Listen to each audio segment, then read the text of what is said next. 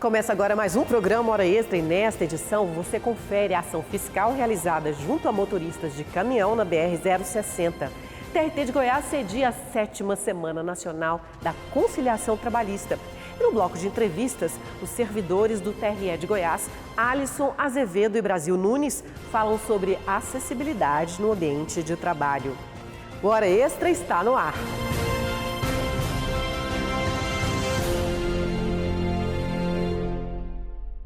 A ação fiscal que é feita há mais de 10 anos nas estradas estaduais e federais pela Superintendência Regional do Trabalho em Goiás focou desta vez no transporte rodoviário de cargas, especialmente na saúde dos motoristas de caminhão.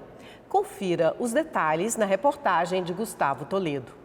Este caminhoneiro seguia viagem para Uberlândia, Minas Gerais, quando foi parado neste posto da Polícia Rodoviária Federal, na BR-060 em Anápolis. Mas o objetivo aqui não é multar ninguém, não. É chamar a atenção para cuidar da saúde. Fiz da pressão, de HIV, de vista, né, e de tabagismo aqui. Nutricionismo também. Porque a gente tendo os exames do dia a dia, tudo em dias, né, a gente previne algum infarto, alguma coisa, né? Vida de caminhoneiro não é fácil. Enfrenta excesso de jornada, dorme pouco, se alimenta mal e nem lembra de cuidar do corpo. Por isso, pausas assim na estrada são importantes. O ideal, como vocês ficam um longo período fora na estrada, que não tem tanta assistência de saúde próxima, o ideal é ter um aparelhinho de pressão, o senhor está aferindo regularmente essa pressão. Aqui eles aferem pressão arterial, fazem testes de glicemia, de infecções sexualmente transmissíveis, exame toxicológico e também têm acesso às vacinas. Tudo gratuito. Achei muito bom, né? Que agora um conhecimento a mais que a gente está tendo aí e está vendo como é que está a saúde da gente, né? Graças a Deus está tudo bem. São mais de 100 profissionais de saúde envolvidos na operação promovida pela Superintendência do Trabalho e Emprego em Goiás, em parceria com diversos órgãos de saúde e segurança pública. A ação faz parte da campanha Maio Amarelo, para alertar os motoristas profissionais para a grande quantidade de acidentes de trabalho nas estradas. Só em 2021, quase 34 mil pessoas morreram no trânsito brasileiro. Problemas de saúde recorrentes são hipertensão, diabetes, obesidade. E essas são doenças que potencializam os riscos de acidentes porque podem acontecer mal-estar, vertigem, AVC, infarto. E esses trabalhadores, eles dirigem grandes equipamentos, é uma máquina enorme. Durante a ação é feita uma entrevista com um motorista profissional, um questionário como esse, no qual perguntam se a empresa para a qual ele trabalha faz exames médicos periódicos, dá treinamento na área de segurança no trânsito e prevenção de acidentes e se cumpre as leis trabalhistas. Com essas informações de saúde, os auditores fiscais do trabalho podem fiscalizar as transportadoras. Os médicos do trabalho dessas transportadoras têm que fazer exatamente o que nós estamos fazendo aqui. E nós vamos fiscalizar essas empresas, verificar se esses especialistas, médicos do trabalho, em conjunto com médicos e profissionais de outras especialidades, porque aqui você está vendo, tem cardiologista aqui, tem nefro, tem oftalmo. Imagina, se o PCMSO ficar restrito à acuidade visual e teste de esforço, é um PCMSO que não está cumprindo o seu papel. Essas empresas que não estiverem cumprindo a sua missão de garantir saúde ocupacional serão multadas e denunciadas para o Ministério Público do Trabalho e o Ministério Público Federal. Segundo a auditora, depois da ação, a expectativa é fiscalizar cerca de 80 empresas de transporte. Este motorista diz que a transportadora onde presta serviços é bem exigente. É até um pouco exigente demais, porque para ela a segurança é em primeiro lugar, com saúde e tudo.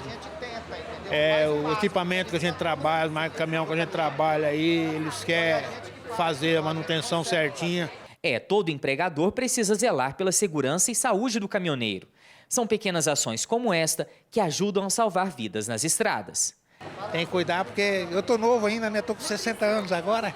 Claro, tem muita estrada pela frente. É isso aí. Tá bom. Imagina receber seus créditos trabalhistas de forma rápida e consensual. Essa é a vantagem da conciliação. Confira a abertura da 7ª Semana Nacional da Conciliação Trabalhista, sediada em Goiás. Foi uma semana especial para a Justiça Trabalhista em todo o país. Aqui no TRT de Goiás, todos os caminhos apontaram para um só destino, a conciliação. E foi isso que este advogado veio buscar. Um acordo para o cliente dele que trabalhava numa construtora e foi demitido sem o pagamento das verbas rescisórias. A gente está aproveitando essa semana, né, da conciliação aqui no TRT 18 para que a gente consiga fazer uma conciliação boa tanto para o nosso cliente, tanto para a empresa.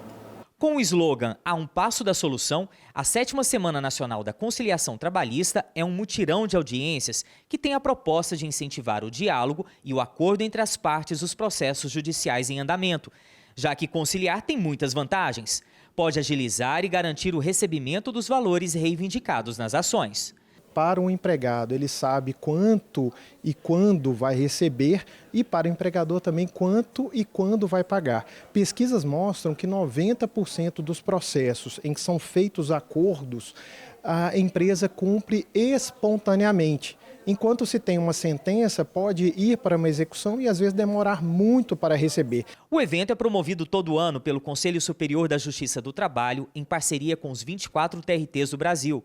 Nessa edição, pela primeira vez, Goiás foi escolhido para sediar a abertura do evento, que contou com a presença do vice-presidente do Tribunal Superior do Trabalho. A Justiça do Trabalho de Goiás ela é diferenciada na prestação judicional.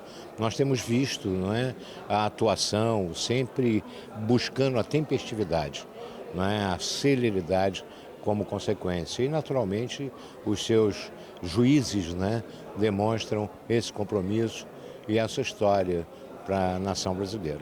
O privilégio para o nosso tribunal receber essa digníssima autoridade, porque da projeção, da publicidade ao tribunal, o que o tribunal está fazendo e vem fazendo. Então, a visita do ministro aqui conosco é motivo de júbilo para nós. A Semana Nacional de Conciliação Trabalhista começou muito bem aqui em Goiás. Além de participar da abertura do evento, o ministro Aloysio Correia está homologando neste momento 2 acordos de grande impacto financeiro e social. Um é referente ao pagamento de dívidas trabalhistas para mais de 100 ex-funcionários da Enel, companhia de energia elétrica que foi adquirida pela Equatorial no ano passado. Neste caso, o valor negociado foi de quase 4 milhões de reais. Já o outro acordo se trata de uma ação do Ministério Público do Trabalho contra a Comurg, que é responsável pela limpeza urbana de Goiânia. As partes chegaram a uma conciliação para reverter cerca de 3,2 milhões de reais em multas aplicadas à empresa para reformar os pontos de apoio espalhados pela cidade, que são usados por motoristas e coletores de lixo para descanso e refeições, o que significa melhores condições de trabalho. São 2 acordos, 2 ajustes celebrados de valores altos e com uma questão social muito importante. Com essa ação, a Justiça Trabalhista quer disseminar a cultura de paz e dizer para a sociedade que é melhor conciliar do que brigar. Claro que é melhor conciliar. Isso, como disse o ministro, está no nosso DNA. Nós temos uma fusão social muito grande.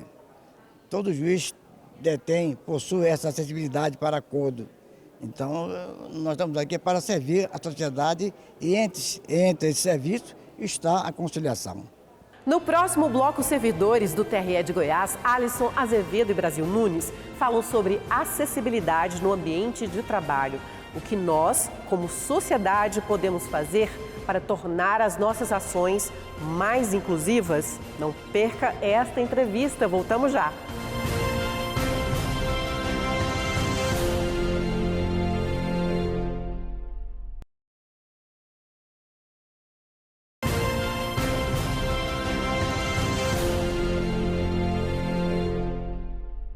Olá, o Hora Extra chegou em sua edição de número 493 e hoje nós temos 2 convidados especiais.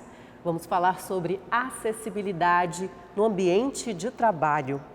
Ela não se resume apenas a questões técnicas. É preciso criar uma cultura de inclusão em que todos se sintam valorizados e respeitados. E é por isso que nós vamos conversar com Alisson Azevedo e o Brasil Nunes, servidores do TRE de Goiás.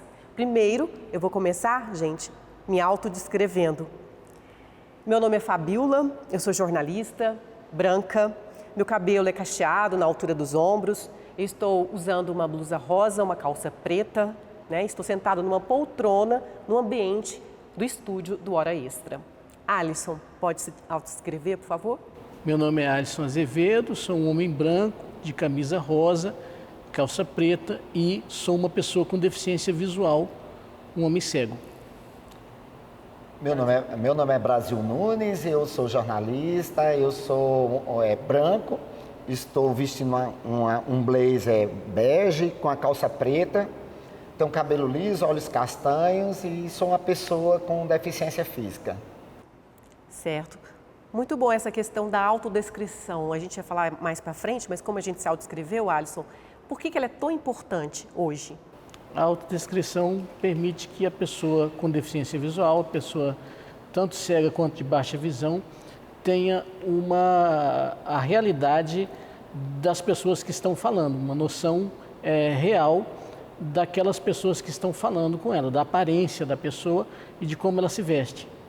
Certo. Você esteve no TRT aqui no começo do ano, numa reunião, que você usou uma expressão que ficou na minha cabeça. Você disse, são tantos os obstáculos que você tem num determinado ambiente que a sensação é de estar embarreirado. Você podia explicar um pouquinho isso, Alisson? Essas são situações que a gente chama de embarreiramento, são situações limite, né? Quando, por exemplo, uma pessoa com deficiência física está em frente a uma escada e não tem rampa naquele local.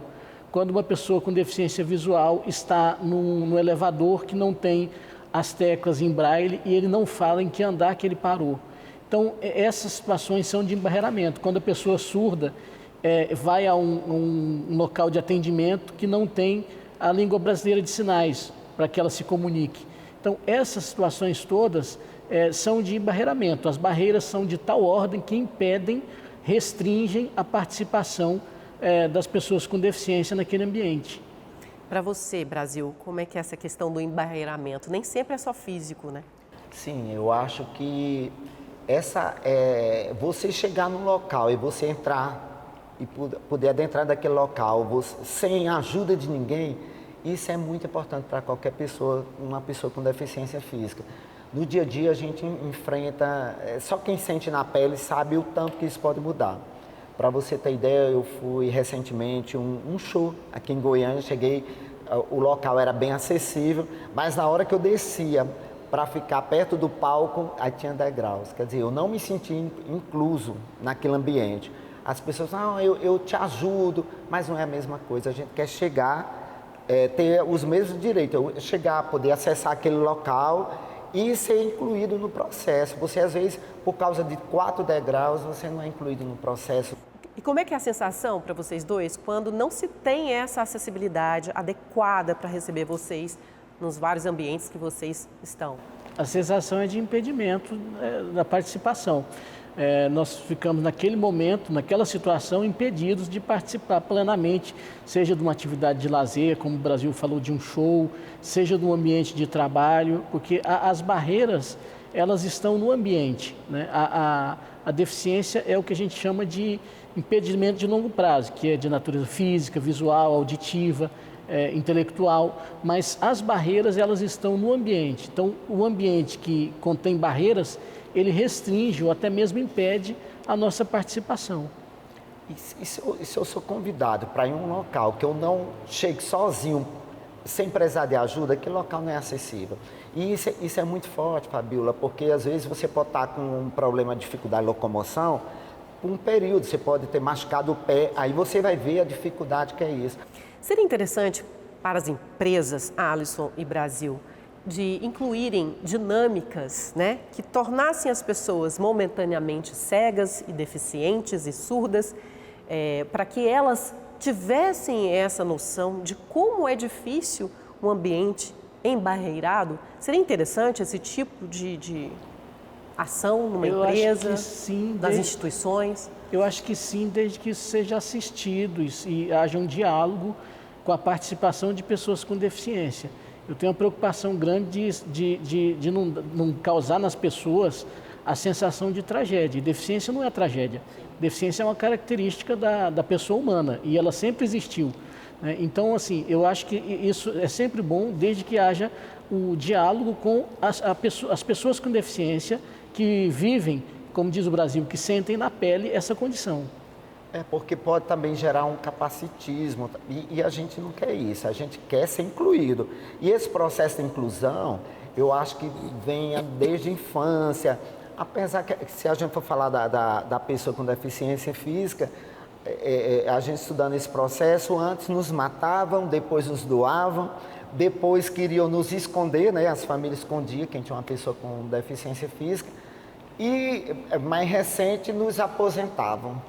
Mas não, a gente quer trabalhar, quer pagar impostos, quer fazer parte da sociedade como um todo, e a gente tem mostrado que a gente pode, e isso a gente só consegue falando, mas a gente tem que discutir o tema, a gente tem que trazer isso para as universidades, para as empresas públicas, para as empresas privadas, porque é a única maneira da gente mudar o processo futuro. Com certeza. Alisson, você acredita que o Brasil sofre mais com esse tipo de problema? Nos países desenvolvidos isso está mais avançado, essa discussão, essas questões práticas ou não? A acessibilidade é uma questão de todos os países do mundo, né? Agora, o que eu acho que a gente sofre mais aqui no Brasil é por conta da desigualdade. Aqui no Brasil, a deficiência está muito associada à pobreza. Então, nós temos muitas pessoas que não têm oportunidade de trabalho, de acesso à educação. Então, a desigualdade agrava as barreiras enfrentadas por quem tem uma deficiência. Aqui a deficiência física agrega muito a pobreza, porque até você vê essas empresas que oferecem vaga de emprego, mas são os empregos subempregos. Nunca é para uma pessoa com deficiência física que seja mais capacitada. Lá fora, a lei existe, mas a parte física eu acho que pega bem mais que no Brasil. Então o Brasil, assim, está tendo mais acessibilidade, mas não podemos romantizar, porque não nos dá capacidade para estudar, não podemos romantizar essa situação, porque um filho de uma senhora, ele nasceu com uma deficiência física, mas para ele pegar ônibus aqui é ruim, ele não tem acesso, aí o que é que fica? Só sobra mais subemprego para essa pessoa. E aí, então, perpetuação da pobreza. É o que o Alisson acabou de falar. Fica essa perpetuação da pobreza e que as pessoas acham que nós não temos essa capacidade. Gente, o papo tá ótimo, mas agora a gente vai para um rápido intervalo e voltamos, tá? O Hora Extra está conversando com o Alisson Azevedo e o Brasil Nunes sobre acessibilidade no ambiente de trabalho. Não saia daí, não perca o próximo bloco.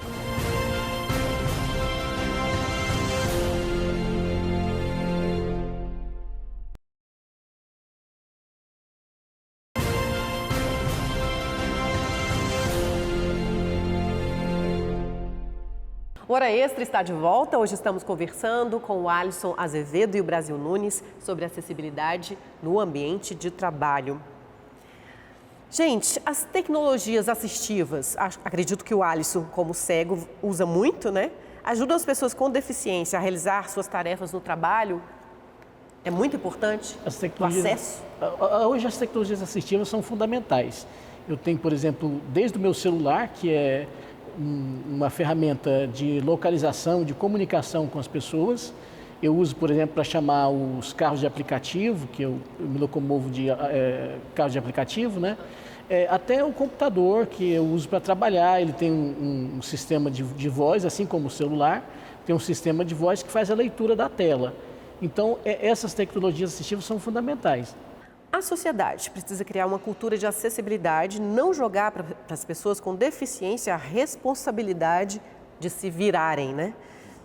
E vocês poderiam citar exemplos de como isso pode acontecer de uma forma eficiente? A gente fala que a barreira mais importante de ser quebrada é a barreira de atitude.